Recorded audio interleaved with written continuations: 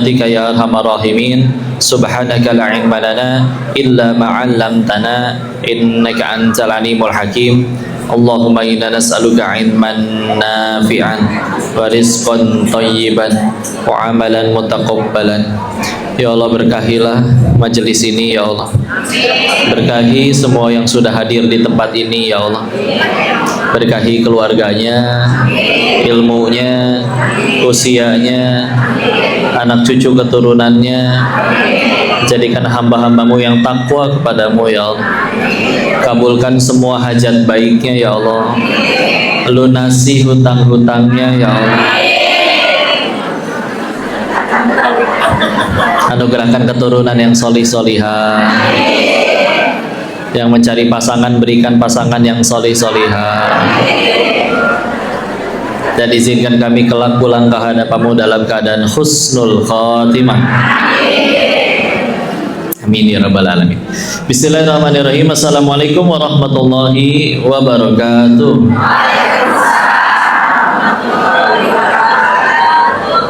Alhamdulillah, alhamdulillahirabbil alamin. Alhamdulillahilladzi khalaqal mauta wal hayata liyabluwakum ayyukum ahsanu amala wa huwal azizul ghafur. Segala puji hanya kepada Allah atas nikmat dan karunia-Nya. Alhamdulillah bisa sampai ke masjid ini. Mudah-mudahan kita nggak cuma kumpul di sini tapi juga dikumpulkan di surganya Allah. Insya Allah semuanya pengen ke surga ya. Siap ke surganya sekarang?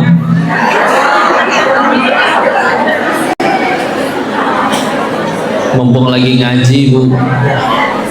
Kalau meninggalnya sekarang peluang husnul khotimahnya lebih besar. Kalau niatnya betulan ngaji, tapi kalau cuma niatnya selfie sama si Koko, ketahuilah yang diajak foto ini nggak bisa menyelamatkan siapapun ke surganya Allah. Nyelamatin diri sendiri aja belum tentu bisa. Jadi tetap mau foto?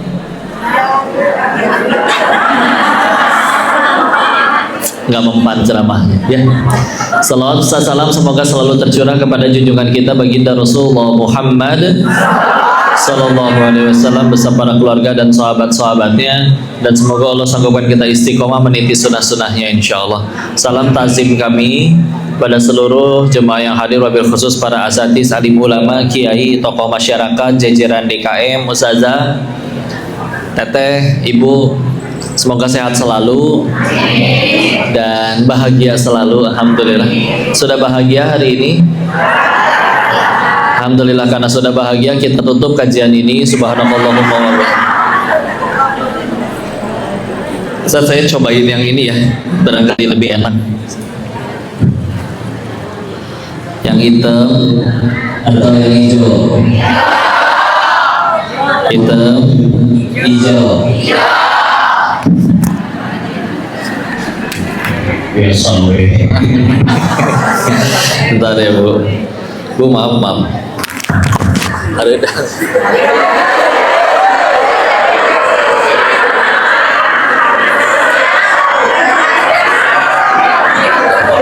Ibu Nancy cuma pas ini doang.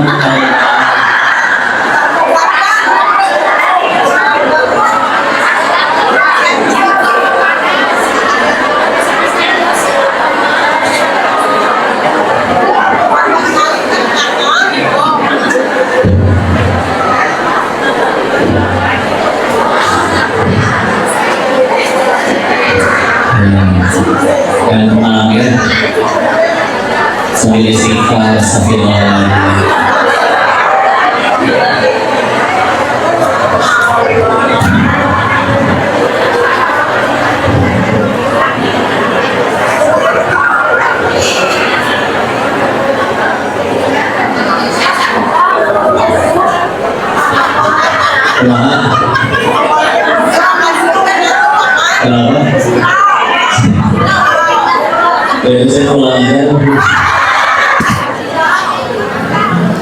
Baik, istilah. Yuk dibaca judulnya apa? Meraih. Istilah. Kita bahas tentang Al-Quran ya, Masya Allah.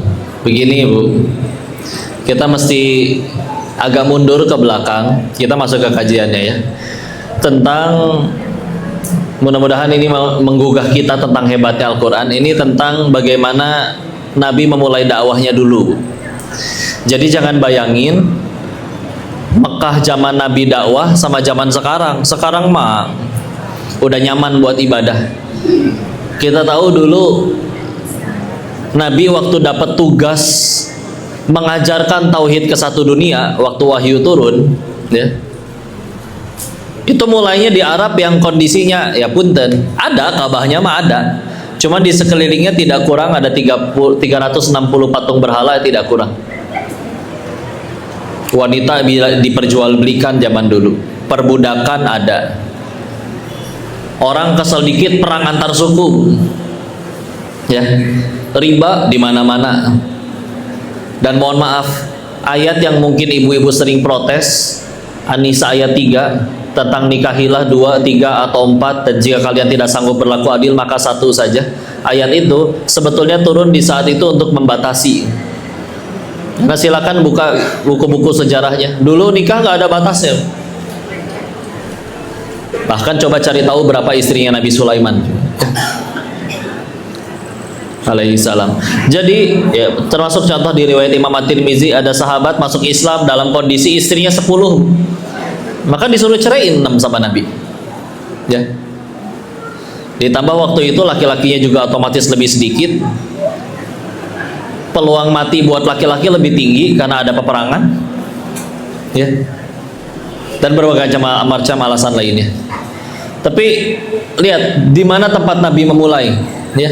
Begitu Nabi menyampaikan bahwa dirinya adalah Rasul, adalah Nabi, yang percaya 4 orang doang Bu. Istrinya Khadijah radhiyallahu anha, sahabatnya Abu Bakar As-Siddiq radhiyallahu anhu, sama anak kecil 2 orang, Ali bin Abi Thalib sama Zaid bin Harithah radhiyallahu anhu ya.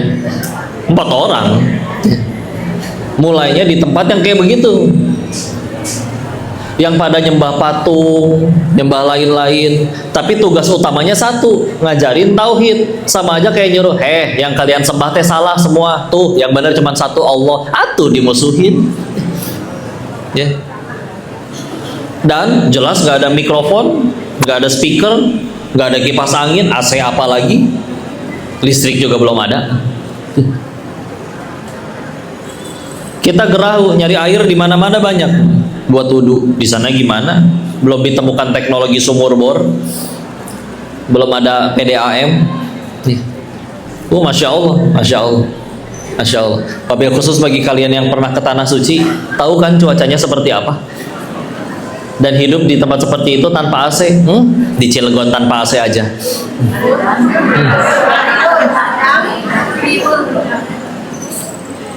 Tapi ya itulah keutamaannya. Kita ajak sekarang loncat 23 tahun setelah masa kenabian, setelah Nabi wafat. Dari yang pertama percaya cuma 4 orang pertama kali, maka Nabi wafat itu meninggalkan, memang dulu nggak ada sensus sih, maka kita ikut pendapat imam ya. Contoh Imam As-Suyuti atau Imam Abu Nuaim Al-Asfahani yang nulis kitab Hilyatul Aulia, itu menyebutkan kalau kita rata-ratakan kurang lebih ada sekitar 120.000 sahabat. 120.000 ya. Ini kita punya anak satu Bu, kita ajarin selama 23 tahun, fokus aja sama satu anak ini. Wallahu alam tuh jadi soleh atau enggak, harus ditolong Allah. Ini gimana ceritanya? Dalam 23 tahun menghasilkan 120.000 orang hebat. Yang 120.000 ini dulunya ada raja perampok namanya Jundub bin Junadah, lebih dikenal dengan nama Abu Dzar Al-Ghifari radhiyallahu anhu ya. Gak peduli masa lalunya, tapi ya masya Allah. Dan mereka bukan jenis orang yang nanti akan terpengaruh satu negeri, tapi satu sahabat bisa mempengaruhi satu negeri. Banyak masya Allah ya, kita sebutin beberapa keutamaannya. Kitab Ar-Rasul Al-Mu'alim mengajarkan Rasul sebagai guru, musonifnya sesumbar. Kalau Nabi nggak punya mukjizat yang lain, mukjizat yang ada pada dirinya adalah 120.000 jumlah sahabat orang-orang hebat itu luar biasa, maka itu tetap sanggup menobatkan beliau jadi nabi yang paling sukses, paling hebat. Gimana coba? Mulai dakwah di tempat yang pada nyembah patung berhala, perbudakan, wanita diperjualbelikan, wanita bisa ditukar-tukar, tukar kado, semua cantik, si kamu juga cantik, tukeran yuk, bisa bu dulu. Anak kecil lahir, kalau perempuan dikubur hidup-hidup. Ayat 9 surat 81 At-Takwir, bi ayyi dzambi qutilat. Atas dosa apa saya dibunuh? Di tafsir Al-Azhar Buya Hamka mengutip pendapat Ibnu Abbas radhiyallahu anhu. Ini menceritakan bahwa dulu memang kalau ada istri ngelahirin itu suruh ngelahirinnya depan rumah. Karena sudah ada tanah yang udah digali, jadi begitu keluar jabang bayi perempuan langsung ngeplos ke situ, dikubur hidup-hidup. Coba Nabi dakwah di tengah orang-orang kayak begitu. 23 tahun kan, 23 tahun masa kenabian selesai menghasilkan orang-orang hebat seperti itu. Ada ulama besar, Syekh Dr. Munir Ghotban dalam kitabnya Tarbiyatul Qiyadiyah juga menyebutkan, dari 120.000 itu 2.000 punya kemampuan kepemimpinan skala dunia. Beliau sampai berani sesumbar, 1 dari 2.000 sahabat Nabi itu hidup hari ini, demi Allah dunia tentram. Ya. Apalagi Nabi wafat, 1 jazirah Arab udah Islam semua. Kalau saya bilang jazirah Arab berarti bukan Mekah Madinah aja ya. Karena sekarang jazirah Arab itu 7 negara. Arab Saudi, Oman, Yaman, Qatar, Uni Emirat Arab, Bahrain, Kuwait. 7. Ya. Negeri lain dibuka jadi negeri Islam, mereka minta ahli apapun ke Madinah, Madinah punya, gak cuma guru ngaji. Menunjukkan Nabi gak cuma ngajar ngaji doang. Guru iya, pemimpin iya, pemimpinnya pun pemimpin politik iya. Berarti kalau di zaman sekarang pemimpin tertinggi. Entah di sekarang jemput, ada yang sebutannya presiden, ada yang sebutannya apapun itu. Ya. Waktu beliau sama 24 jam. Tapi pengen jadi ayah, ikutnya beliau. Pengen jadi anak yang berbakti, ikutnya beliau. Pengen jadi pemimpin negara yang baik, ikutnya beliau. Pengen berbisnis semua malah urusan uang sama orang, contohnya beliau. Dan cukuplah jawaban dari Aisyah radhiyallahu anha ketika ditanya bagaimana akhlaknya Nabi, maka dijawabnya akhlaknya Nabi adalah Al-Quran. Selesai. Maka yuk kita lihat ya, sebelumnya segitu, setelahnya menghasilkan kehebatan segitu luar biasanya. Bahkan setelah Nabi wafat kan Islam berjaya sampai 13,5 abad. 13,5 abad, 1350 tahun ke depannya. Itu Islam menguasai dunia. Terakhir habisnya Turki Utsmani 1924. Barulah beralih ke fase keempat Mulkan Jabarian. Coba warisannya. Karena kalau disebut hebat di zaman menakluk Baitul Maqdis, ditanya kenapa hebat? Ngikutin Allah dan Rasulnya, Quran dan Rasulnya. Kurang jauh, Muhammad Al-Fatih 9 abad setelah Nabi, umur 22 udah jadi sultan, umur 15 udah jadi wali kota. Ditanya kenapa hebat? Ikutin Quran dan Rasulnya. Jadi sayang bu, lebar, hanjakal kalau kita punya petunjuk yang segitu hebatnya tapi nggak dipakai. Serius, lengkap itu petunjuk ada di Al-Quran, tinggal mau ikutin atau enggak ya. Kalau kita nggak ngerti baca Al-Quran, itulah pentingnya siroh. Karena orang-orang yang paling ngamalin Quran, berikut pengaplikasiannya dalam hidup mereka, ya adanya di siroh. Nabi hidupnya seperti apa, berikut juga teman-temannya, sahabat-sahabatnya seperti apa ya. Tapi ya kadang mohon maaf, kita baru mau minum sambil duduk setelah baca story Instagram teman tentang penelitian profesor di Jepang. Jadi kalau minum sambil duduk nanti ginjalnya teh gimana. Nabi udah minum sambil duduk duluan 14 abad yang lalu. Jadi Terlalu banyak hal yang luar biasa kalau mau jujur. Dan kita lihat ya, dari yang dulunya jahiliyah seperti itu jadi peradaban sehebat itu, Nabi dakwahnya pakai apa aja Bas? Yaitu dia Al-Quran. Al-Quran pakai apa lagi ya tuh? Nabi hanya menyampaikan apa yang disampaikan dari wahyu Tuhannya. Tidak ada yang ditambahi, tidak ada yang dikurangi. Makanya waktu zaman ada Nabi kan belum dimushafkan, belum jadi kitab. Ya. Karena takutnya nanti bercampur mana yang wahyu dari Allah, mana yang memang nasihat Nabi jadi hadis. Ya. Untuk menjaga kemurniannya. Nabi wafat ya barulah dikumpulin kan. Cuman ya dikumpulin kan baru selesainya kan di zaman Sayyidina Utsman ibnu Affan ya, makanya disebutnya Mushaf Utsmani kan. Ibu tahu di zamannya Utsman ibnu Affan Al-Quran yang udah tersebar sepenjuru planet bumi ini ada berapa? Kan tadi disebutkan hebatnya karena Quran kan? Ada berapa di zaman itu? Di zaman itu Al-Quran yang sudah tersebar seantero planet bumi baru ada 5. Ada riwayat menyebutkan 6, tapi nggak jauh, 5 atau 6. Di zamannya Utsman bin Affan Islam sudah sebesar apa? Nggak, tadi Nabi wafat Jazirah Arab. Sekarang Nabi wafat di zamannya Utsman bin Affan radhiyallahu anhu, satu Jazirah Arab yang berarti 7 negara. Persia, Iran dan Irak, daerah seluas itu. Negeri Syam 4 negara, Palestina, Suriah, Libanon, Yordania. Afrika sebelah utara tembus dari Mesir, Maroko, Libya, Tunisia, Aljazair. Sebelum nanti akhirnya tembus ke Spanyol ya, tembus ke Eropa. Ibu kebayang peta nggak sih Bu?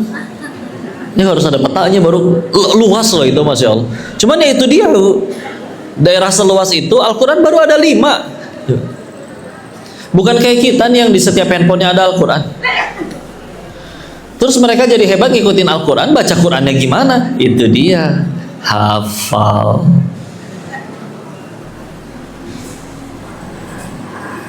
Tapi menghafal tuh gampangan sekarang.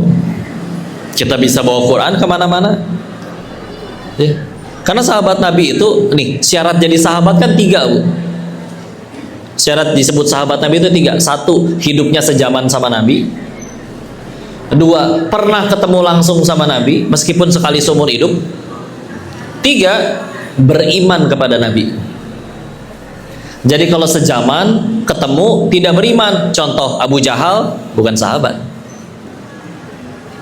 Ada yang sejaman beriman tapi nggak pernah ketemu seumur hidup, contoh Uwais Al-Qarni bukan sahabat, tabiin disebutnya.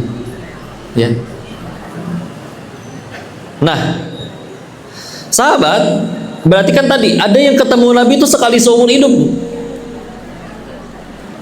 Terus di pertemuan yang sekali itu belum punya mushaf, belum ada. Paling yang dikasih tahu bisa jadi 1-2 ayat. Atau minta nasihat.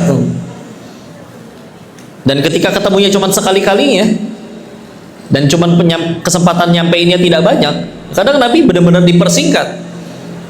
Kau beriman kepada Allah, anta syahadu alla ilaha illallah, bersaksi bahwa tidak ada Tuhan selain Allah dan aku adalah utusannya.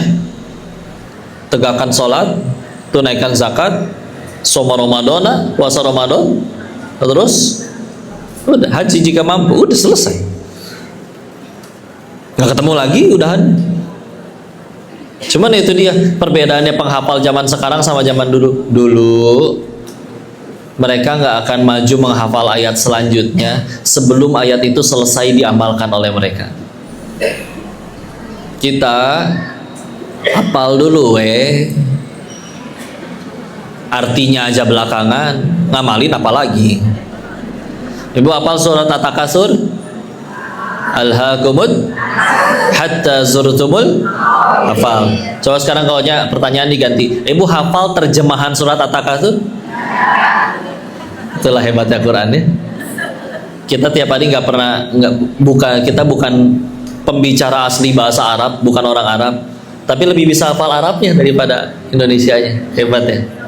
Insya Allah ya. Dan emang Allah jaga teh bener Beda salah dikit, ada yang apal masalahnya, tahu, oh nggak gitu cara bacanya. Harusnya ini 2 harakat. Oh ya harusnya ini pendek. Ya. Ya begitulah. Pakai apa? Al-Qur'an. Ya udah tuh yuk mulai dari situ dulu aja. Dan kalau udah nyampe ada di Al-Qur'an pasti penting. Ini contoh kecil lagi ya. Apakah di Al-Quran ada tata cara bikin sayur asam? Ada di Al-Quran? Nggak ada. Maka punten bu, kalau ibu ada yang ngerasa minder gara-gara kenapa di tongkoronganku aku doang yang nggak bisa bikin sayur asam, ibu jangan khawatir. Ya. Karena syarat ke surga nggak harus bisa bikin sayur asam bu. Tapi ternyata perkara urusan bangun tidur ternyata ada di dalam Al-Quran. Ya.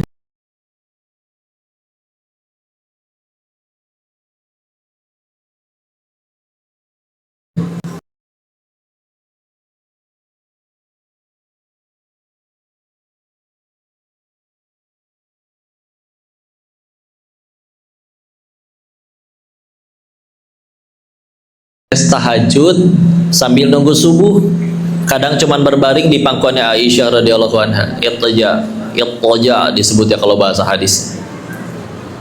Tapi kalau belum biasa hati-hati. Tahajud sih tahajud, subuhnya jadi 7:30 ketiduran. Ya. Tidur yang ketiga kapan Nabi? Coba itu. Enak hijau atau hitam? Hijau aja sih. Itu agak mendem. Ini kedengeran ya, dari tadi jelas ya. Suaranya bukan orangnya. Ya. Yang ketiga, Nabi tidurnya kapan? Qailullah namanya. Setelah zuhur tidur sebentar, setelah atau sebelum zuhur sebentar. Jadi kadang cuma 15 menit. Hati-hati ini juga kalau nggak biasa. Sunnah habis sholat zuhur tidur. Bangun-bangun gara-gara dengar azan asar. Ya. Ini juga kebablasan. Ya. Serius. Kalau aturin. Ya. Dan memang ya kayak contoh di Anaba juga diterapin aturan. Jadi kalau memang minal laila libasa wa ja'alna an-nahara ma'asya. Ya. Jadi ya memang malam itu untuk jadi selimut waktu kita istirahat, siang untuk mencari ma'isyah, mencari pemasukan, ya.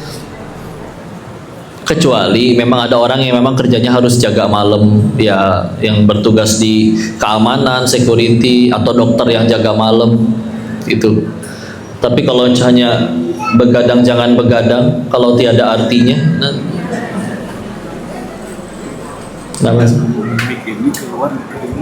Oh yang mic ini keluar gak kedengeran, ya udah tuh. Berarti ganti. Oke, yang mana? Berdiri.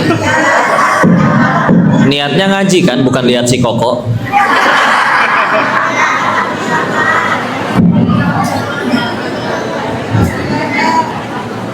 Ya benar.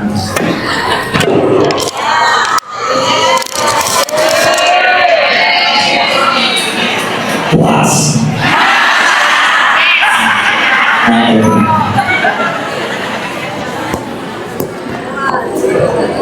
Udah begini.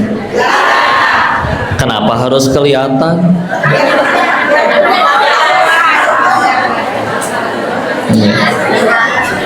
Iya, ibu mah nggak pernah salah, tenang aja. Lanjut. Yuk ngaji ibu, baca Quran ya. Standar mukmin yang Koko tahu, yang dibiasakan dulu ketika menuntut ilmu, maka dalam 40 hari maksimal udah harus khatam 1 kali. Dalam 40 hari sudah harus khatam 1 kali. Cuman kalau sudah bisa terbiasa 1 hari 1 juz, odoj, one day 1 juz, maka kan sebulan pasti khatam ya. Karena kan juznya cuma ada 30 ya. Dan bismillah, keberkahan. Kok saya udah ngaji tetap keserempet beca.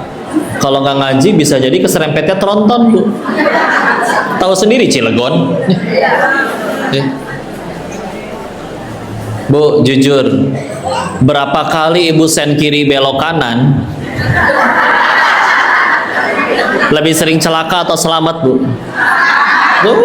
Sayang Allah. Kadang yang celaka yang bapak belakang tuh kagok liatin si ibu mau kemana sih ini. Giliran sennya bener ketutupan sama kerudungnya. Ya. Alhamdulillah lah, yang penting syar'i juga kerudungnya. Ya. Maka harus coba ditarget ya. Sehari 1 juz bismillah. Atau kayak gini, jangan pernah biarkan mata ini lebih dahulu ngelihat cahaya matahari daripada Al-Quran. Ulangi ya, jangan pernah biarkan mata ini lebih dahulu ngelihat cahaya matahari daripada Berarti gimana kalau pengen lihat Al-Quran duluan? Berarti bangunnya sebelum matahari terbit. Udah pasti, kalian pasti sholat subuh, ya kan? Beres sholat subuh, usahakan jangan tidur lagi, sempetin baca, sempetin. Kalau bisa 1 juz alhamdulillah. Memang kalau 1 juz itu kalau lancar, sudah lancar, apalagi hafal ya, hafalannya mungkin bola, itu bisa 20 menit 1 juz, setengah jam lah. Itu sudah bacaan sesuai tajwid dan tartil ya. Belum lancar gimana kok? Nggak apa-apa, selembar juga. Yang penting itu dia, jangan pernah biarkan mata ini lebih dahulu ngelihat cahaya matahari daripada Yuk ikhtiar, bismillah. Apa? Hari ini 1 halaman dulu kok. Udah rutin 1 halaman selama 3 bulan, nggak pernah bolong. Mulai naik jadi 2 halaman. Karena pasti tambah lancar bacaannya. Ya. Dan maju bertahap. Memang boleh sih, kok saya ngapalinnya lagi ngapalin juz 30. Jadi tiap hari odotnya juz 30 lagi, juz 30 lagi. Itu juga boleh, bagus baca Quran kene ya. Cuman kan setiap surat punya hikmah dan keutamaannya masing-masing. Jadi biar adil kebaca semua ya. Dan itu dia petunjuk. Baca Quran nggak ngerti aja. Dulu guru suka ngasih analoginya kayak gini, mungkin masih banyak yang inget. Ibarat ada seorang santri disuruh untuk ngambil air di sungai tapi pakai keranjang rotan, ya bocor, tumpah ya. Tapi tetap disuruh sama gurunya, udah ambil air aja. Terus dicidukin ya gimana, bolong rotannya. Tapi setelah akhirnya diciduk berkali-kali, loh ternyata efeknya jadi bersih. Sama, itu ibarat itu aliran ilmu luas tuh di sungai banyak, tinggal kita ciduk mau sebanyak apapun terserah ya. Kalaupun kita nggak ngerti wadahnya atau kitanya, kita jadi ikutan bersih. Quran surat 11 surat Hud ayat 114, innal hasanat wa yudhibnas sayyiat, bahwa kebaikan itu menghapus keburukan. Satu hurufnya, satu kebaikan dibalas dengan 10 kebaikan. Bismillahirrahmanirrahim, 19 huruf, 190 kebaikan. Berkah dengan Al-Quran, sil berkah. Cuman itu dia tarik menarik. Saya tidak bahas hukumnya ya, kami pun masih berikhtiar untuk menjaga. Tapi punten, karena memang Al-Quran dengan musik itu nggak bisa bersatu di hati yang sama. Makin seneng baca Quran, makin males dengerin ya. Tapi makin juga senang berangkat dangdutan, pasti makin nggak suka berlama-lama dengerin Al-Quran. Kepanjangan nanti kalau kita bahas hukumnya.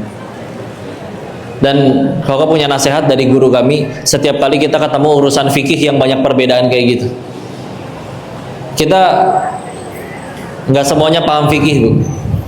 Tapi jangan lupa, di atas fikih selalu ada yang namanya takwa. Lagi, di atas fikih selalu ada yang namanya takwa.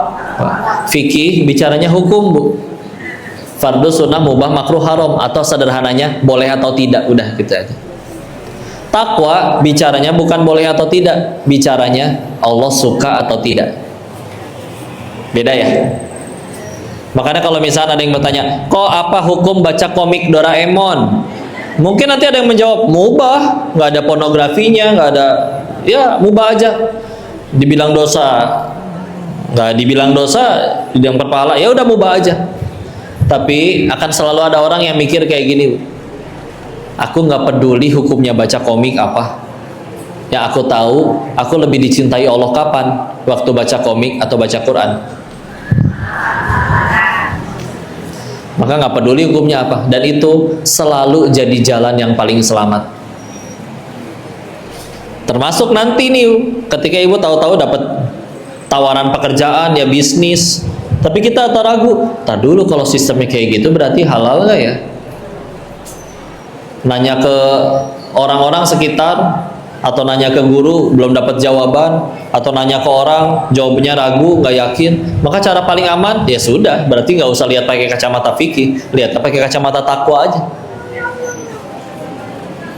Nggak diambil ya berarti nggak jadi dosa, diambil daripada jadi dosa.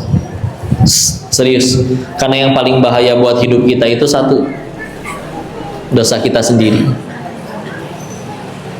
Bukan dosa orang lain, bukan jahatnya orang lain. Oh, tapi orang kan ada yang betulan jahat. Bisa jadi gara-gara jahatnya dia, kita pulang ke hadapan Allah nggak bawa dosa. Karena kan dapat kepahitan.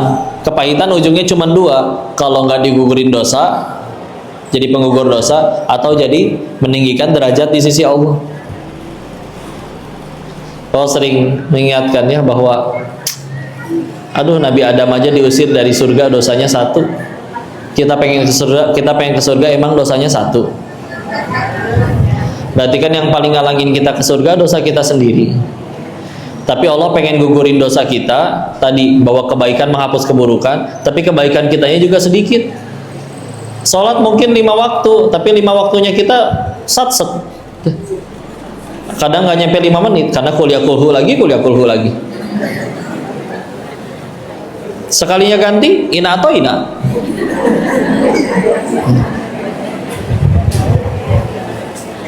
Itu pun tidak tepat waktu. Zuhurnya kadang 2:30, asar kadang 5:30 gara-gara nanggung 2 episode lagi. Terus gimana dong? Saya kadang kalau sujud lama kok waktu zuhur, karena abis mikir, abis ini tasyahud apa berdiri ya?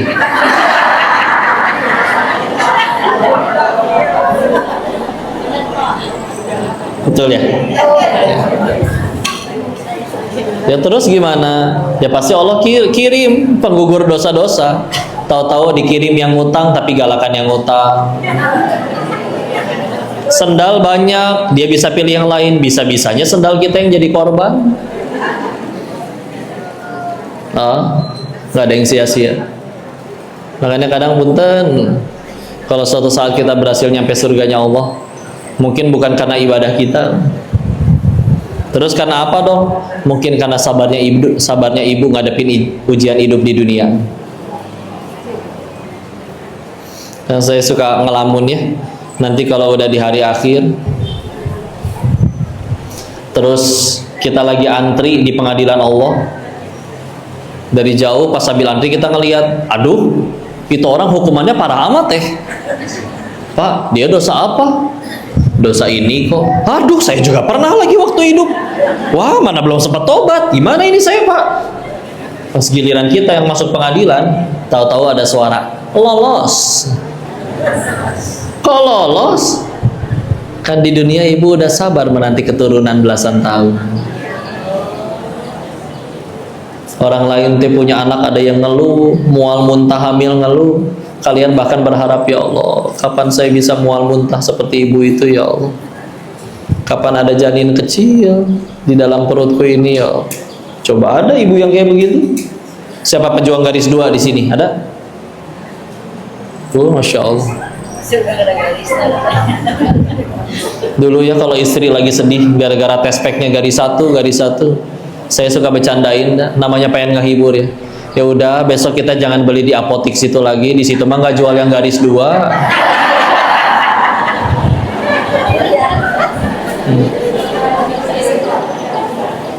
Tersenyum sedikit, tapi ya udah. Kadang kita itu nggak bisa selalu jadi penyelesai masalah, karena yang bisa nyelesain masalah adalah Allah. Tapi tugas kita pastikan dia selalu ngerasa akan ada laki-laki ini yang akan tetap menangis bersamamu. Eksil.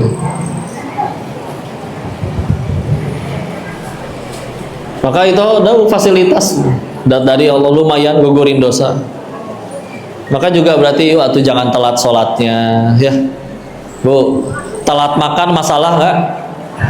Iya, bisa mah. Telat bayar utang masalah nggak? Oh, lebih masalah, ya. Tuh, ya. Masa telat sholat nggak masalah? Ayo jangan telat.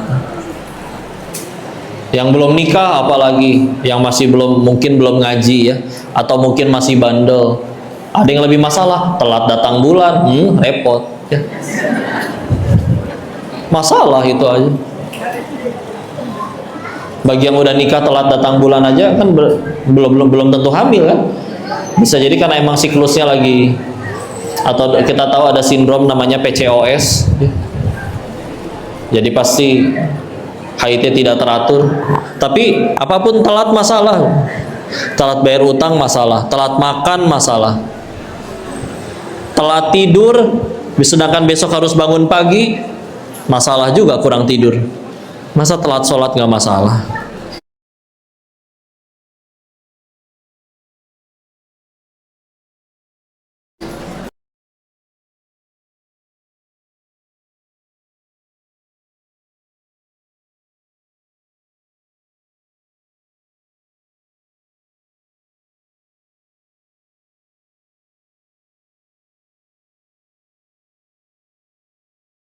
Dulu ya. Kadang grup juga grup gibah doang lah ya. Udahlah, sayang handphone 25.700.000 warna oranye dipakainya buat WA gibah doang, sayang ya. Tapi ada juga yang ternyata di grupnya sepi nih, nyampe kantor kok grup kalian rame, perasaan kita satu grup. Ternyata mereka bikin grup lagi yang tidak ada ibunya. Iya. Kenapa tepuk tangan? Oh gitu. Kok semuanya punya pengalaman itu sih?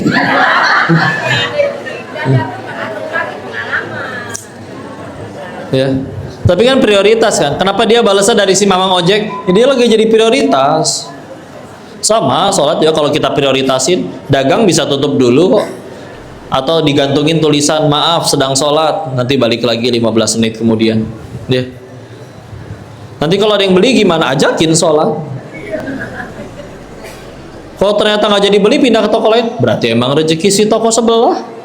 Emang kalau kita sampai ninggalin sholat, dia pasti beli di kita? Belum tentu. Ternyata nggak ada ukurannya, ternyata nggak cocok warnanya, ya kan? Udah tenang aja ya. Atau mau ditukar, semua yang kita pengen jadi nyata, harta dapat, jabatan dapat, popularitas dapat, tapi seumur hidup nggak mau sholat, mau? Betul. Emang laku semua duit dan jabatannya nanti di hadapan Allah? Bakal kita pulang amal kok, amal soleh ya.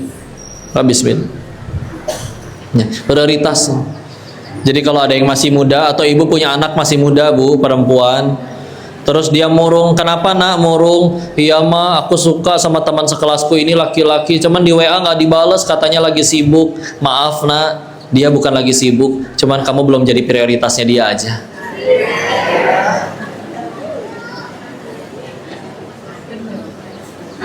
Tapi dia tengah malam suka WA gitu, bangunin tahajud mah. Nah, kamu yakin cuman kamu doang yang di WA?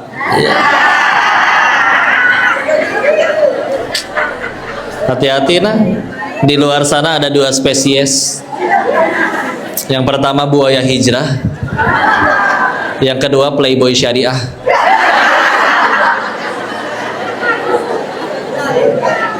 Hati-hati.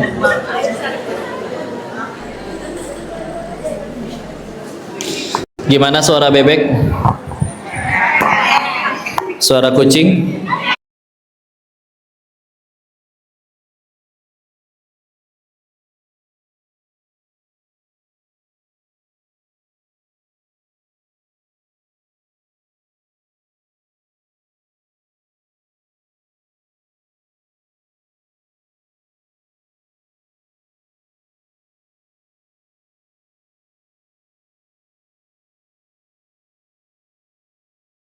Inna kaida syaitani kana do'ifa. Sesungguhnya tipu daya syaitan itu lemah.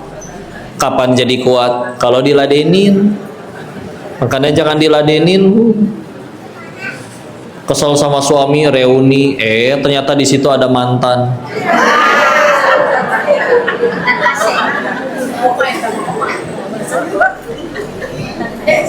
Tahu-tahu jam 2:30 malam ada WA yang sangat santun. Ternyata suara buaya. Assalamualaikum Mufti. Udah tahajud belum? Yang repot kalau diladenin. Udah tahajud belum? Iya nih bang, aku juga lagi ruku.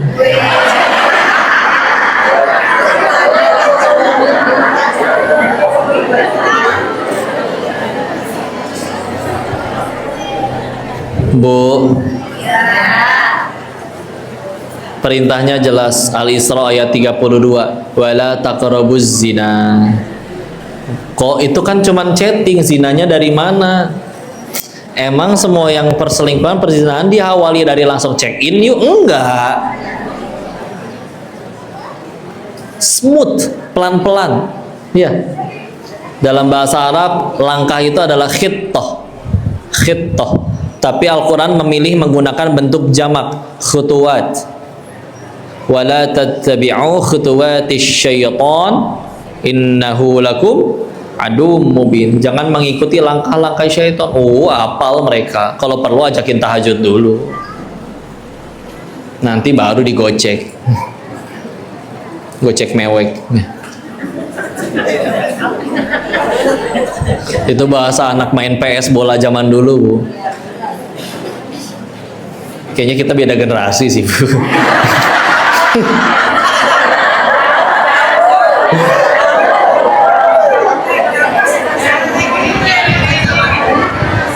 Ini jadi dulu ada game namanya PlayStation, ada main bola kan tuh. Itu nanti kalau kita pencet kotak X dia begitu tuh, gocek mewek. Ibu nggak ngerti lah, beda generasi gitu. Ya Allah. Ya Allah. Kalau ada yang usianya di atas saya, berarti umurnya, berarti pahalanya banyakan ibu. Kalau ada yang usianya di bawah saya, berarti dosanya lebih sedikit dari saya. Gitu aja, ya. Maka jangan diladenin ya, Bu. Perintahnya jelas, wala taqrabuz zina. Kenapa perintahnya tidak jangan berzina? Karena Allah tahu betul kalau kamu sudah terlalu dekat, nanti ada titik di mana kamu nggak sanggup nolak, serius. Atau lelaki speak, ya. Awalnya cuman numpang nebeng dong pulang, tapi terjadi selama 6 bulan, Senin sampai Jumat. Masa 6 bulan di mobil duduk duaan gak ngobrol? Tahu-tahu cerita, ditambah nyampe rumah, ya punten, ada juga yang diuji oleh istrinya, ya. Dibandingin, diremehin, dihargai, tidak dihargai, ya. Ada kebutuhan biologis ditolak mentah-mentah. Tahu-tahu ada anak magang di kantor, kita sekedar sendawa aja dia bawain tolak angin, kan? Itulah asal muasal film azab tuh kayak gitu. Ya. Maka udah jangan diladenin. Coba ketika akhirnya misalkan, mohon maaf, si mantan itu dia tiba-tiba WA, Assalamualaikum Mufti. Kalau dari waktu itu langsung diblok, siapa dia? Belum sedih, ibu nggak akan sedih. Siapa dia? Cuman serpihan luka dari masa laluku. Kenapa jadi sih?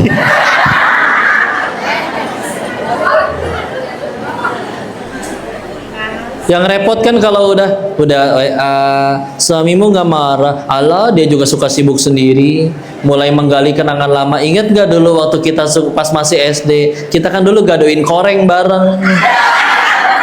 Boleh. Bercanda, kamu masih lucu ya seperti dulu. Ya. Gimana kalau kita besok makan siang? Rujit, udah, rujit, rusak melejit, rujit namanya. Ya. Jangan Bu, jangan diladenin. Kalau udah langsung ditutup pintu, Ibu tahu kan persamaan jawaban semua orang yang selingkuh? Mereka suka jawabnya kayak gini, karena perasaan ini sudah terlalu dalam. Tak dulu. Pan antum yang masukin dalam-dalam, hah? Kalau dari awal pintunya nggak pernah antum buka juga nggak akan masuk dia. Jangan dikasih, serius. Merusak itu, naudzubillah. Merusak. Makanya punten ya. Orang muda zaman dulu dibanding zaman sekarang ya memang ada perbedaan kualitas. Imam Syafi'i punya anak laki-laki. Begitu anak laki-lakinya tanda dewasa, mimpi basah, langsung disuruh mandi wajib, dibawa ke majelis ilmu, dibilang, "Nah, ada wanita yang kamu sukai, papa nikahin hari ini juga." Saking beliau paham betul betapa besar dan merusaknya dosa syahwat. Khalifah Harun ar-Rasyid menjadi khalifah pemimpin hebat dalam Islam di usia 20 tahun. Nikahnya umur 15. Ya. Walaupun iya beda umur 15 zaman itu dengan zaman sekarang. Tapi kan bukan masa Islam yang berubah dan Islam yang menurun kualitas, enggak. Bisa jadi kitanya aja yang terlalu jauh. Ya. Di zaman itu sudah terbiasa dengan Al-Quran semuanya. Ya. Maka yuk kita balik lagi berarti kepada Al-Quran. Ya. Kadang suka ada yang bilang soalnya, kok saya mah nanti aja nikahnya, nunggu punya mobil, nunggu punya rumah, nunggu mapan bahasanya. Bukan gak boleh sih, bagus nikah dengan persiapan itu. Tapi juga jangan lupa pernikahan itu menutup satu pintu dosa besar, yaitu dosa syahwat. Bu, dosa syahwat tuh nggak bisa dilawan, Bu. Dikebiri nggak boleh. Ya biar syahwatnya hilang, dikebiri kan bisa kan? Cuman kan dilarang. Pintu keluarnya satu, pernikahan. Nah, kita jadi hebat bukan karena kita pinter, kita udah nabung dan lain-lain, tapi Allah nolong. Gimana cara Allah nolong? Tutup semua pintu dosa. Kenapa orang-orang yang tadi disebutin lebih hebat? Ibnu Abbas ketemu Nabi umur 8 tahun. Nabi wafat beliau usia 12-13 tahun. Berarti kan kelas 2 sampai kelas 6 SD. Tapi Nabi wafat, beliau jadi manusia yang paling paham Al-Quran. Terus kepemimpinan Abu Bakar As-Siddiq 2 tahun, lalu Umar bin Khattab, sama Umar bin Khattab radhiyallahu anhu diangkat menjadi salah satu penasehat. Berarti udah jadi menteri umur 15 tahun. Ibnu Abbas. Ya. Kenapa? Mereka begitu punya syahwat, tutup, langsung nikahin. Ya. Sekarang, ya udahlah nanti aja nunggu mapan. Terus gimana tentang masalah dosa syahwatnya? Nggak apa-apa, pacaran dulu. Nanti weekend di Oyo, gitu.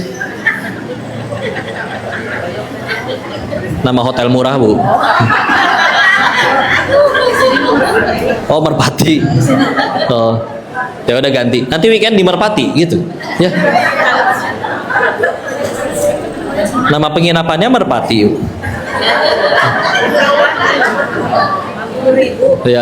50.000. Dapat bantal nggak itu?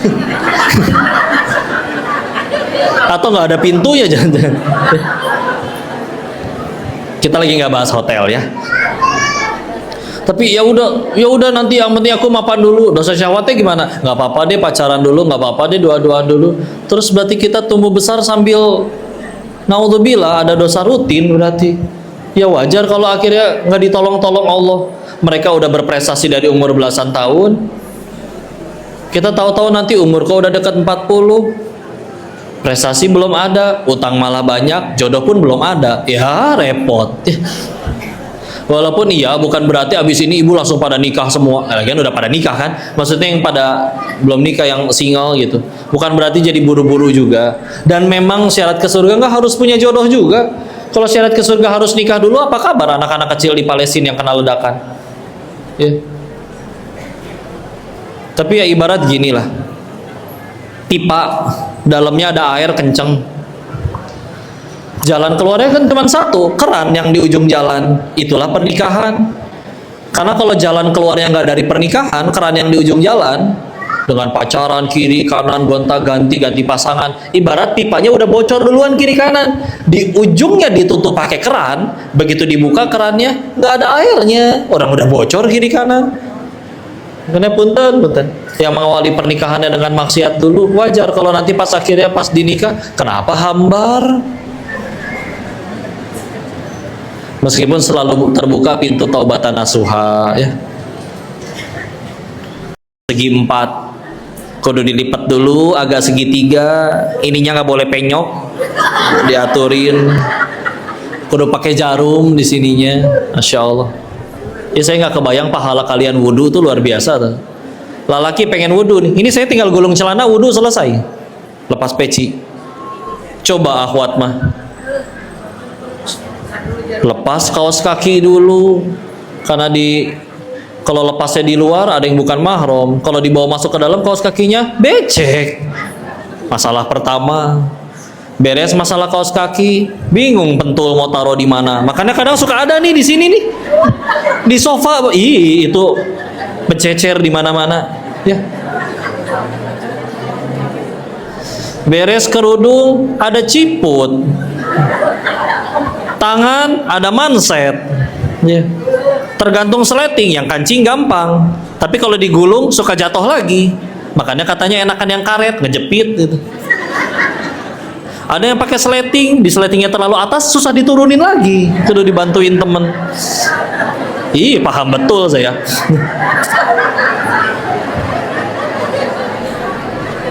Mau gantungin kerudung sama ciput nggak ada gantungannya, bisa dibuntel di atas ubun-ubun sambil wudhu. Sakti sih itu sih. Itu sakti sih. Itu ubun-ubunnya rata atau gimana itu nggak ngerti. Luar biasa loh itu, ya. Ya Allah, beres pasang manset, tangan beres, ciput terpasang, kadang dibalikin yang warna depan atau warna belakang dulu. Ya, ada 2 warna kan, ada yang 4 malah, ya. Segi 4, kalau yang gambarnya gambar Baitul Maqdis kudu pas di tengah-tengah, di setting dulu. Begitu dijepit udah siap nih, jarum pentulnya hilang. Itu benda paling misterius, Bu. Nggak pernah digadoin tapi habis melulu. Ya. Masya Allah. Coba hanya untuk wudhu, luar biasa, ya, luar biasa, insya Allah. Maka maaf ya, Pak, maaf ya, biar ibu-ibu nggak ngantuk ya, sebentar. Tapi udah yuk.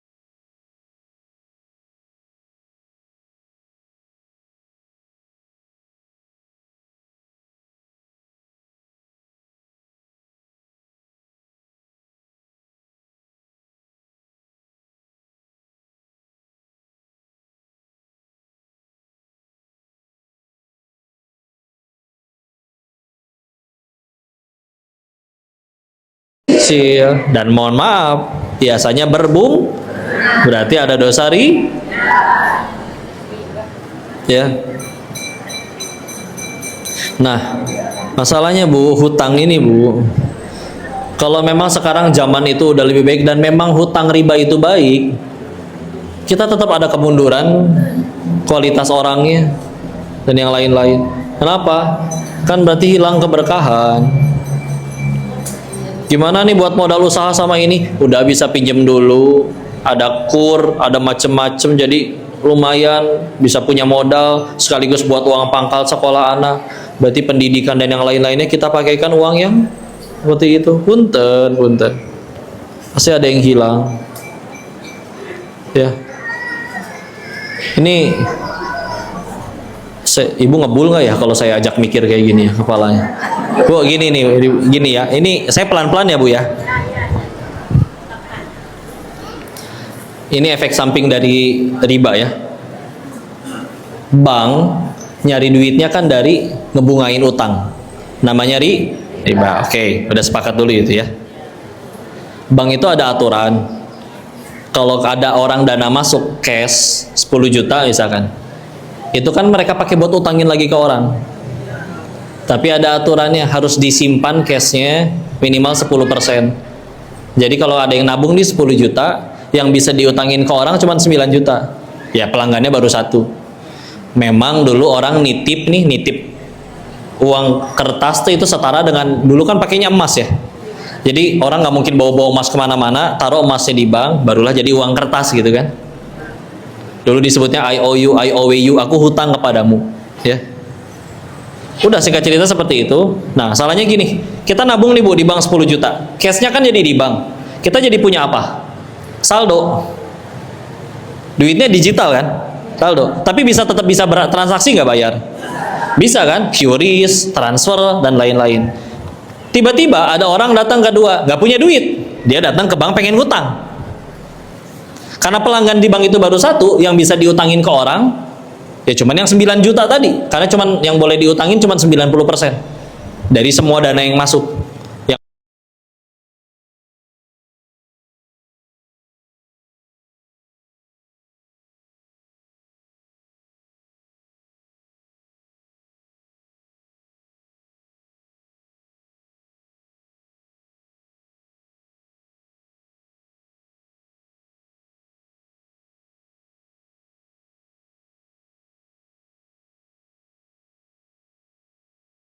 Udah mulai ngebul kelihatan mukanya ya. Bau kabel kebakar lama-lama nih ya. Nih uang cashnya kan tadi 10 juta dimasukin ke bank, dia jadi punya uang digital 10 juta nih. Orang yang ngutang dia nggak bawa duit cash sama sekali, tahu-tahu dapat saldo 9 juta gara-gara ngutang. Duit cashnya asli, duit asli cashnya cuma ada 10 juta, tapi duit yang beredar di masyarakat ada berapa? 19 juta. Si A punya saldo 10 juta, si B punya saldo 9 juta. Nggak seimbang kan? Saldo cash aslinya cuma 10 juta. Yang beredar di masyarakat 19 juta. Itu baru 2 orang. Dan dua-duanya itu saldo tetap bisa dipakai belanja. Apa yang terjadi kalau ternyata itu ribuan atau jutaan orang? Cashnya sedikit, orang pada punya uang banyak. Uang terlalu banyak beredar di pasaran, singkat ceritanya, maka nanti ya itulah yang disebut inflasi. Contoh, orang pada punya megang uang, padahal cashnya nggak ada, dapat dari hasil ngutang. Mereka sama-sama perlu makan beras. Tadinya stabil nih, orang yang bisa belanja beras ya udah yang punya duit aja. Sekarang semua bisa ngutang, semua bisa beli beras, ya kan? Akhirnya beras tinggal, misalkan beras tinggal seliter di Cilegon Bu, nggak ada lagi. Harga normalnya misalkan 10.000, saya beli berasnya Pak. Tahu-tahu diskak sama orang, saya perlu berasnya Pak, kalau jual ke saya kasih Bapak 50.000. Dia kan juga lapar, Pak jangan jual ke dia, Bapak jual ke saya kasih 100.000, yang penting berasnya jualnya ke saya. Karena cuma itu, tinggal nggak ada beras lagi, tinggal itu doang. Maka perhatikan, itulah yang disebut inflasi. Beras yang tadinya 10.000 bisa jadi 100.000. Jadi ketika duit yang beredar makin banyak, gara-gara semua orang bisa ngutang terus jadi punya saldo, jadi bisa belanja, belum lagi nanti bunganya. Nah, barang segitu-gitunya otomatis naik. Dan ya inilah sistem Yahudi ya begitu.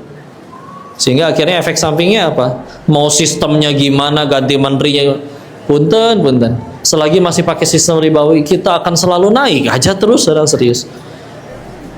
Akhirnya apa? Yang haram menyebar kemana-mana, kemerosotan dong. Anak jadi nggak nurut, boro-boro jadi orang hebat. Bu, maaf ya. Mohon maaf. Yang pelaku pemerkosaan, yang korupsi, penjambulan, tukang sodomi, dulunya kan bayi yang lucu juga, Bu. Akhirnya pada jadi, ya, yuk jaga yang halal masuk ke dalam mulut anak-anak kita. Kita juga jangan ngambil yang haram-haram. Kadang pun, kenapa tadi sampai dijelasin secara matematika kayak tadi? Ini sebetulnya penjelasan buat orang yang nggak percaya dalil. Mereka percayanya, iya ya, berarti saya rugi ya secara ekonomi. Kadang memang ada orang yang kayak gitu. Ibu bismillah, insya Allah tinggal kasih Al-Baqarah 275 tentang ayat tentang larangan riba. Cuman kan di luar sana ada yang nggak percaya sama Al-Quran. Maka otomatis saya kudu jelasinnya, ya pakai plus minus, pasti pakai untung rugi, pakai logika. Dan itulah efek sampingnya. Kayak ini baru sedikit, ya. Diterusin, ini nanti jadi bukan pengajian, jadi kuliah akuntansi nanti, Bu. Ya. Makanya biar jadi berkah gimana? Balikin ke Al-Quran, ya. Sip, begitu. Saya sudah dikode, waktunya habis. Kita masuk ke sesi selanjutnya, ya. Habis ini apa dulu, Zat? Oh, ada tanya jawab, Bu. Ibu mau tanya jawab atau foto-foto? Nggak boleh dua-duanya ya, pilih salah satu ya. Saya udah boleh duduk belum? Alhamdulillah. Kalau udah umur segitu nih, Bu, ya, Bu. Baik, Ibu gimana, Ibu? Senang, Bu? Yang nempel yang disampaikan oleh koordinator coba tadi. Apa, Bu? Jangan biarkan mata ini melihat cahaya matahari sebelum membaca. Ya, dari jam 9 teng tadi. Baik, kita kasih kesempatan dua penanya. Ini masjid apa ya? Dua penanya di belakang, siapa Ibu?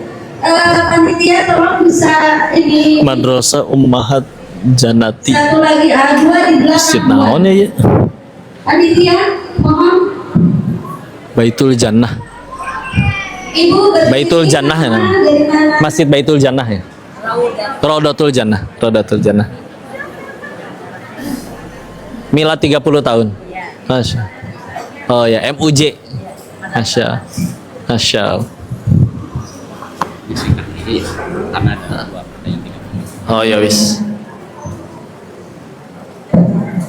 Sampai Bu, mic-nya. yang di sana dulu, yang hijau dulu, yang hijau, yang warna hijau. Ya yang kayak buras. Maaf. Maaf, Bu. Maaf, Astagfirullah ya. Waalaikumsalam warahmatullahi wabarakatuh. Astagfirullah, maaf ya, Bu ya. Dari seorang Nama Ibu, nama siapa Ibu? nama saya Via Iya, dari mana? dari KPUD. Terakhir ya. Silakan, Teteh. Ustaz izin bertanya, bagi seorang pengajar Al-Quran yang tidak mempunyai pengganti atau badan, apakah boleh membaca Al-Quran gitu? Sedangkan dia lagi haid, apakah ada di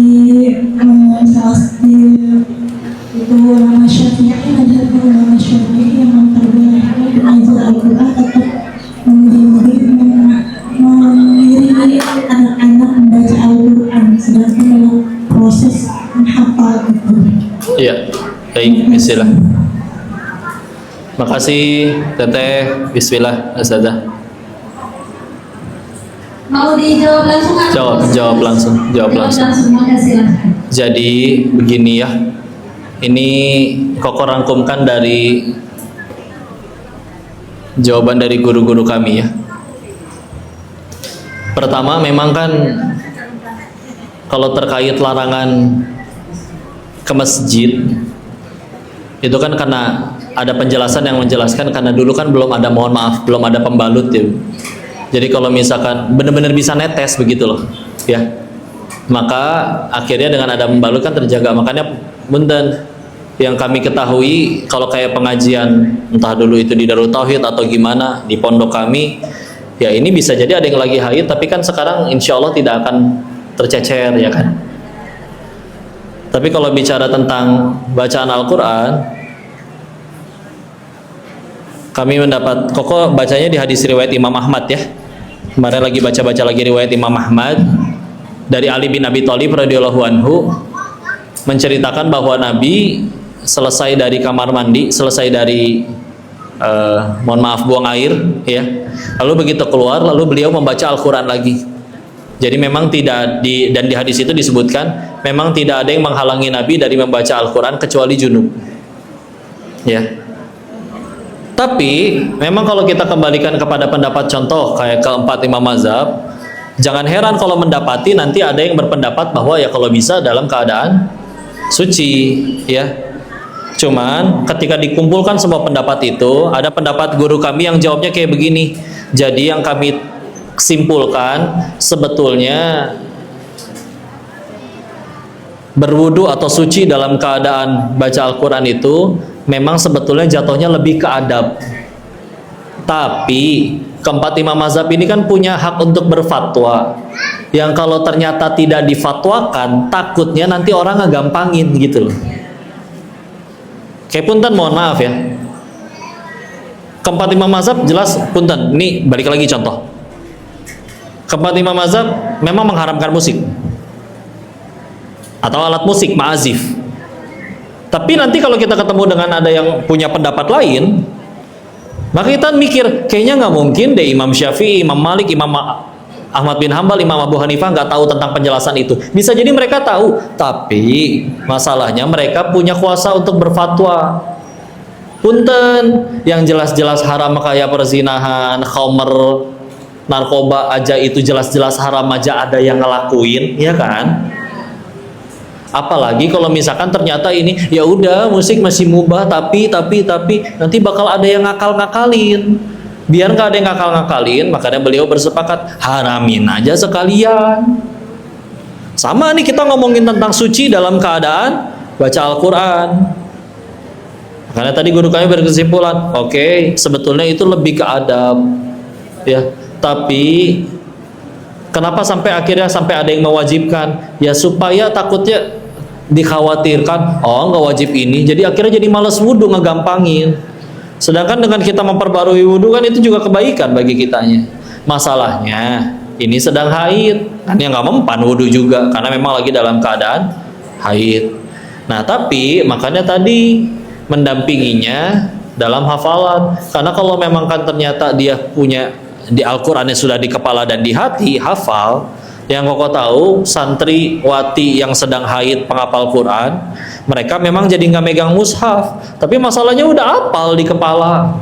Masa dia nggak boleh baca lagi sambil nunggu lampu merah daripada misalkan julid, gibah misalkan, dia lebih memilih baca Quran, masa dilarang? Nah ini dia jadi ustazah nih, nggak ada badal, berarti ada kondisi nih, ada beberapa uzur, yang gantiin nggak bisa, santrinya pengen belajar, yang ngajar dia doang. Dan dia yang disetor, memang yang disetor sama si santrinya memang beliau sudah hafal, jadi nggak usah pegang mushaf lagi. Jadi beliau bisa sambil jaga, nggak perlu pegang mushaf, tapi bisa tetap ngebenerin atau nerima setoran hafalannya. Kan di kepala, di hati boleh. Kan dengan akhirnya haid itu masa kita haid, saya nggak bisa haid ya, teteh haid misalkan ya. Terus padahal sudah hafal 30 juz, gara-gara haid kita selama 4-5 hari nggak sama sekali nggak ngucap Al-Quran gitu. Gimana kalau di hatinya sudah Quran terus? Makanya apalagi tadi ada uzur, sedangkan kalau misalnya ada uzur maka tentu diberikan rukhsah, keringanan ya. Jadi bismillah, teh tetap mengajar bismillah ya. Kalau pengen tetap ngebatasi ya udah, tapi saya nggak nyentuh mushafnya. Kalaupun pengen lihat bisa diakali, karena ada juga pendapat yang menyebutkan kalau Qurannya di handphone dan itu ada terjemahannya, ya maka kan masih bisa juga, ya masih boleh juga, ya begitu. Wallahu a'lam bishawab. Mudah-mudahan bisa menjawab pertanyaannya. Ya, lanjut pertanyaan kedua. Assalamualaikum warahmatullahi wabarakatuh. Waalaikumsalam warahmatullahi wabarakatuh. Ustaz, mau nanya soal perekonomian saat ini. perekonomian saat ini. Masya Allah. Gimana sikap kita sebagai ibu yang mengelola keuangan? Sekarang kan pada naik ya. Iya. Bensin belum naik aja, minyak udah naik. Terus sekarang apalagi bensin udah naik. Gimana sikap kita? Terus wajar nggak sih kitanya gitu? Kitanya apa, Bu? Kesel sama Wowo. Makasih, itu aja.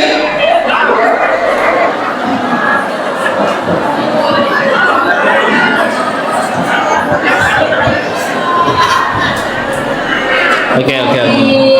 Kalau dia mau menjelaskan kesel sama lu, nggak usah. Oke, izin ya. Shh, tenang dulu. Bismillah. Kenapa rame? Emang semuanya kesel? Ya Allah. Bu, gini Bu. Bismillah. Satu, ini sikap ke dalam diri sendiri dulu ya. Kita ikhtiar wajib, berencana, berstrategi tentu ya. Islam gak ngajarin kita pasrah tanpa ngapa-ngapain. Tapi yang pertama kita harus tenang dulu ya. Biar tenang ya memang kalau kita tanya ke guru-guru kita ya memang jelas ya kita diatur rezekinya oleh Allah memang. Tapi bukan berarti selesai sampai di situ, kita tetap harus ikhtiar berusaha. Itu betul ya, komprehensif. Kadang yang mungkin lagi rame di media sosial ya jangan saling suuzon lah ya. Begini, kalau ada kezoliman Bu, tugas kita tuh sebetulnya cuma 3 ya. 1, dakwahi. Kalau kenal, kalau ternyata ibu nggak punya WA-nya, nggak tahu orang di mana, kan nggak mungkin didakwahi kan. 2, doakan ya. Maka ya bismillah sih, kita doakan aja pemimpin kita ya, karena ya yang menggenggam hati mereka Allah, mudah-mudahan Allah berikan hidayah siapapun itu. 3, bersyukur. Alhamdulillah bukan saya yang ngaco ya. Karena kalau Allah mau bisa kita yang bikin dosa, orang lain yang nggak bikin dosa. Yang terakhir, yang keempat, jadi 4 nih ya. Kita juga harus jaga hati, jangan sampai kita jadi dosa yang baru. Punten, contoh, kita ngelihat orang maksiat, orang yang maksiatnya nanti malam ternyata tobat, nangis tahajud betulan tobatan nasuha, diampuni Allah. Kita yang cuman mergokin dia maksiat, masih gibahin dia sampai 2 bulan ke depan, kan kita yang rugi. Yang maksiat orang, yang dosa kita, rugi nggak? Rugi. Sekarang balik lagi, sosok yang tadi beliau sebut nih. Sekarang apa? Kita misalkan mencaci, menghujat, menghina, berarti kita transfer pahala ke beliau. Gak sayang, pahala kita segitu-gitunya pula. Dan mending kalau ternyata kesalahan beliau, kita kan nggak pernah tahu, bisa jadi ternyata beliau juga udah jungkir balik berusaha, husnuzon ini mah ya. Kok ternyata dia nggak misalkan ternyata beliau nggak berusaha, kok ternyata dia emang niat jahat kayak gimana, berarti dia yang nanti tanggung jawab di hadapan Allah terhadap 270 juta rakyatnya. Kebayang? Punten ya, menjabat itu ngejabatnya sebentar, gagayaannya sebentar, hisapnya bisa luar biasa itu. Sedangkan Nabi kan jelasin, nanti ada hari di mana dinar dan dirham gak laku lagi. Yang berlaku apa? Amal soleh. Dan nanti kalau ada orang yang nuntut, aku pernah dijahatin sama si Kodenis, bayarnya pakai apa? Nggak bisa pakai duit. Pahala saya ditransfer ke si korban, pahala saya habis, dosa si korban ditransfer ke pelaku. Kebayang kalau baru dituntut 1 orang aja udah habis pahala kita. Begitu nengok ke belakang, aduh masih ada 270 juta orang lagi antri, repot. Makanya saya agak kurang paham kalau orang sampai rebutan pengen jadi pemimpin teh. Sedangkan dulu, ya Allah, serba nggak mau jadi pemimpin teh. Ya. Waktu Umar bin Khattab wafat, salah satu wacana sebelum akhirnya ke Utsman bin Affan radhiyallahu anhu, kan sempat disebutkan ke Abdurrahman bin Auf, Kenapa? Karena waktu Sayyidina Umar bin Khattab ditikam karena saat sedang sholat, yang gantiin ngimamin Abdurrahman bin Auf. Dulu waktu Nabi wafat, yang gantiin imamin atau ketika Nabi sakit, satu-satunya orang yang pernah gantiin Nabi ngimamin kan Abu Bakar. Abu Bakar As-Siddiq radhiyallahu anhu. Makanya ini gantiin Umar, maka ya udah engkau aja Abdurrahman. Maka apa jawaban Abdurrahman bin Auf radhiyallahu anhu? Inna lillahi wa inna ilaihi rajiun. Tusukkan saja pisau itu ke leherku daripada aku jadi pemimpin. Karena sadar betul tuh, beliau ngadepin hisap hartanya aja udah kepikiran terus. Orang lain pengen kaya, beliau mah pengen miskin gara-gara takut hisapnya. Ini ditambah lagi jadi mimpin, embung, mendingan gak jadi, nggak usah. Serius. Ya kita hidup di zaman yang pada rebutan nih, kumaha ya. Tapi ya udah kita khususan aja. Ternyata jahat, dia yang tanggung jawab. Kalau ternyata dia benar-benar baik, khususan ini mah kita yang jadi dapat dosa. Jadi memang menghujat dan mencaci dan menghina memang nggak ada manfaatnya sih. Kita ada punya teman ngaco, kita julitin di belakang pas dia nggak ada, orang yang nggak berubah. Kalau benar-benar pengen dia berubah, traktir orangnya, ajak duduk, bro. Kemarin teh lu tuh salah, lu nggak boleh kayak begitu. Kalau orangnya langsung, dia ngambek atau nggak urusan dia. Di belakang kan nggak jadi apa-apa. Kecuali ibu punya WA beliau, kasih tahu, misal punten ya. Tapi deh kita nggak punya.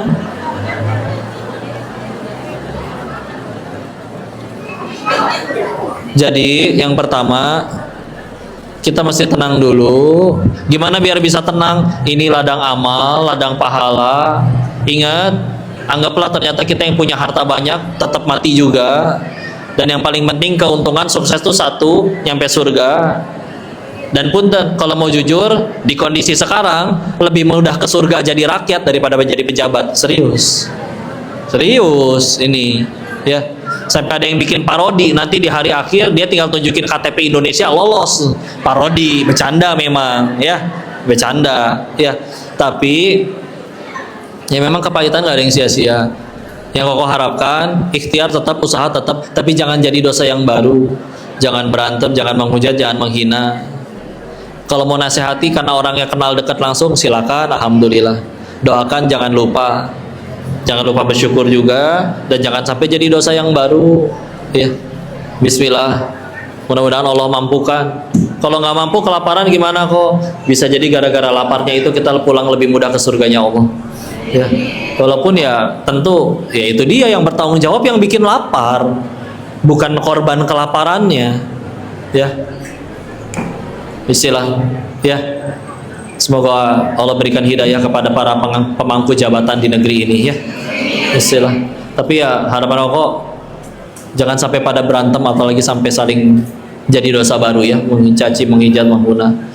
Kalau cuma sekedar nyelekit di hati, ya wajar. Kadang kita juga bisa jadi nggak suka sama orang, tapi selagi nggak muncul jadi tindakan, nggak muncul jadi gerakan, ya berarti kan belum jadi dosa. Karena hukum dosa itu dikenakan kepada hal yang zohir, yang udah kelihatan ya.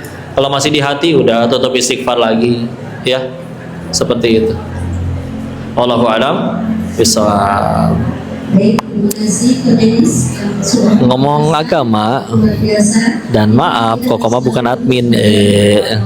Dan Allah tidak akan memberikan Tapi dulu mempekerjakan admin. Ya. Insya Allah ada solusi ke depan. Tapi ya begitulah, jadi bandar banyak uangnya, Selanjutnya, tapi tadi yang nggak berkah. disampaikan oleh Kak Makanya Fatah, udahan saatnya untuk komitmen daripada sedekah ya. pengen jadi admin nggak dapat lowongan, pengen jadi bandar nggak bisa. Julid ke yang ngaji, ya udah kasihan. Sama Kang Fadlan. Ya baik, izin mukadimah dulu sebelum dilanjutkan ke Ustadz Fadlan ya. Bu, wasilah kesini, alhamdulillah wasilahnya dengan teman-teman Darut Tauhid Peduli. Makanya bisa silaturahmi kesini ke MUJ. Hari ini milad ke 30 tahun ya. Masya Allah, berarti udah istiqomah ngaji 30 tahun, Masya Allah. Semoga sampai akhir hayat terus menjadi santri penuntut ilmu ya. Nah, baik saya, tim maupun DTP dan kayaknya kita semua. Nah, dari muka-mukanya sih muka-muka yang bakal dijemput malaikat maut semua nih, ya. Iya kan? Ya. Maka ceritanya pengen nyiapin bekal buat mudah-mudahan pas mati nanti ada pahala jariahnya. Makanya Koko di Bogor beserta tim, beserta keluarga mendirikan ada namanya Khairu Ummah, pusat pendidikan dan peradaban. Sekarang kalau mau main di Bogor bisa, Kokonya tinggal di situ dan sekarang sudah ada SMP-nya. Sudah tahun ketiga ya. Lagi bercita-cita ya seperti Darut Tauhid, ada TK, SD, SMA, semua lembaga, ada masjidnya dan yang lain-lain. Ya cuman ya lahannya tentu ya kita lagi berusaha bebaskan. Makanya alhamdulillah diajakin dari DT Peduli untuk di sini membuka juga peluang barangkali ada yang pengen ikut berwakaf. Yang Koko tahu kalau ada orang yang sedekah pilihannya cuma dua, paling cepat diganti di dunia standarnya 700 kali lipat, lihat Al-Baqarah 261. Paling lambat digantinya setelah mati jadi bekal. Jadi setiap kali ada yang sedekah ternyata duitnya nggak kemana-mana, tetap punya ibu, tapi udah pindah dari rekening dunia ke rekening akhirat. Makanya ya cuman bisa ngajakin aja. Lokasinya di mana? Di Bogor. SMP-nya udah ada. Yang lagi mau dibebaskan kurang lebih sekitar izin sekitar 4 miliaran lagi. Mudah bagi Allah, mudah. Toh 50.000 tahun sebelum nanti pondok itu ada dan kitanya juga ada, ya memang sudah Allah tentukan bakal ada tempat ngaji di situ. Berarti kan aslinya yang ngebangun Allah. Kita mah cuman diizinin jadi jalan. Maha baiknya Allah yang cuman jadi jalan malah diizinin kecipratan pahalanya. Jadi ya udah ngajak kepada bismillah yang pada pengen ikutan. Berapa kok terserah, nanti dipimpin sama Ustaz Fardan. Yang penting yang mudah-mudahan ikhlas lillahi ta'ala. Istilah gitu aja. Ikut izin menyampaikan ya. Sekarang meskipun belum ada hasilnya tapi kajian-kajiannya sudah ada. Ada kelas tafsirnya juga waktu itu ACQ namanya Aku Cinta Al-Quran. Dulu juga berbagi Jumat Happiness, setiap Jumat berbagi. Nah ini alhamdulillah akhirnya diajak DT Peduli ke Cilegon dan Serang untuk membuka ladang amal ini. Begitu, silakan. Wallahu a'lam bishawab. Kembalikan kepada Ustaz Fardan. Terima kasih Koordinator yang sudah membuka kegiatan kita. Ibu-ibu mohon izin berdiri lagi. Sekarang kelihatan kan salahnya, gantengnya salah kan? Alhamdulillah ibu-ibu tadi sudah disampaikan oleh yang mau ikutan DM aja ya, bersama dengan atau lain lagi. Alhamdulillah ada di wilayah Bogor. Kami dan Tauhid bersama dengan Khairul Kadang lucu orang-orang sama-sama berjuang untuk namanya program pembebasan lahan. Jadi pembebasan lahan ini insya Allah di Kalbar bisa yang akan dilakukan pesantren-pesantren Khairul Ummah. namanya Bi Quran, Bi-nya Bi lebah ya, Bi Quran Islamic Homeschooling. Ke Lampung kalau jadi tanggal 19 Juli ya. Pemalang belum tahu. Waalaikumsalam warahmatullahi wabarakatuh. Serang kemarin Serang. Hari ini ada 3 tempat di Cilegon. Nggak tahu Cilegon semua, nggak tahu Serang. Bismillah. Ini insyaallah Di Bogor. Oh kalau sekarang di Rodotul Jannah Cilegon. Samarinda dan Karawang belum tahu. Tasikmalaya 15 Agustus. Sehat-sehat Teh Tantri. Kapan ke Tegal belum tahu nih, mudah-mudahan bisa ke jadwal sana. Blitar juga belum. Mau undang tinggal di chat aja. Kan ada ininya, ada apa teh? Nomor adminnya. Bali belum nih. Angka Semarang, Bandung kalau nggak salah 14 Juni di Manja Bandung. Sama kemarin 7 Juni udah di Bandung. Masjid Agung Alun-Alun Cimahi, sama di Masjid ITB Jatinangor. Di Lemigas ya udah kemarin 2 hari lalu ya. Kok lupa nama di Tasik tempatnya di mana, tapi 15 Agustus aja. Besok di Al Azhar Cilegon. Kalau mau nanti kita ngaji bareng mau nggak? Gitu. Insya Allah kita ada namanya sesi komitmen donasi. Jadi ibu-ibu di sini. Serpong, assalamualaikum. Schedule bisa dilihat di IG. Bali belum ada ajakan ke sana lagi, mudah-mudahan bisa ke sana lagi. Majalengka juga belum. Jakbar kapan ya? Al Azom kemarin ada undangannya. bayarnya 2 kali boleh nggak? Boleh. Sampai 10 kali pun insya Allah boleh.